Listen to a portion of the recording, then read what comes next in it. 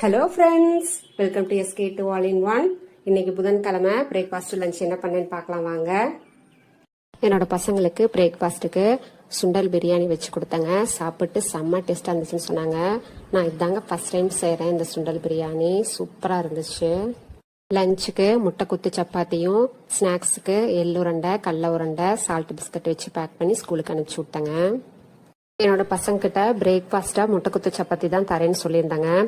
சப்பாத்தி தேய்ச்சி சுட்டு கட் பண்ணி போட்டு செய்யறதுக்கு டைம் ஆகவும் முதல்ல சுண்டல் பிரியாணி ரெடி ஆயிடுச்சு. அதனால அதை பிரேக்ஃபாஸ்ட்டாக சாப்பிட வச்சுட்டேன். லஞ்சுக்கு இந்த முட்டை கொத்து சப்பாத்தியை கொடுத்து விட்டுட்டேன். நாங்கள் பிரேக்ஃபாஸ்ட்டாக முட்டை கொத்து சப்பாத்தி தான் சாப்பிட்டோம். இந்த முட்டை கொத்து சப்பாத்தியோட ரெசிபி ஆல்ரெடி நம்ம சேனல்ல இருக்கு, வேணா செக் பண்ணி பார்த்துக்கோங்க. இந்த சுண்டல் பிரியாணியை பாருங்க, எப்படி உதிரி உதிரியா பார்க்கும்போதே சாப்பிடணும் போல தோன்ற மாதிரி இருக்கு. என்னோட ஹஸ்பண்டும் நானும் இதைத்தான் லஞ்சா சாப்பிட போறோம். நாங்களும் எங்களோட பசங்களும் பிரேக்ஃபாஸ்ட்டை லஞ்சாவும், லஞ்சை பிரேக்ஃபாஸ்டாவும் உல்ட்டாவா சாப்பிட போறோம். இதுதாங்க எங்களோட பிரேக்ஃபாஸ்ட் லஞ்சு. அடுப்பு திட்டு கிளீன் பண்ணிட்டு அடுப்பையும் கிளீன் பண்ணி பாத்திரம் எல்லாத்தையும் தேய்ச்சி முடிச்சிட்டேன்.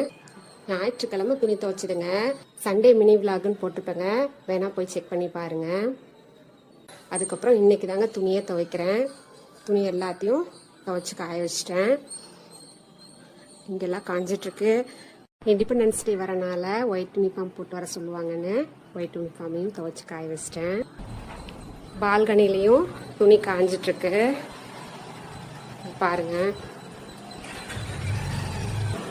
நான் எல்லா வேலையும் முடிச்சிட்டேங்க. நீங்க எல்லா வேலையும் முடிச்சிருப்பீங்கன்னு நினைக்கிறேன். தேங்க்யூ.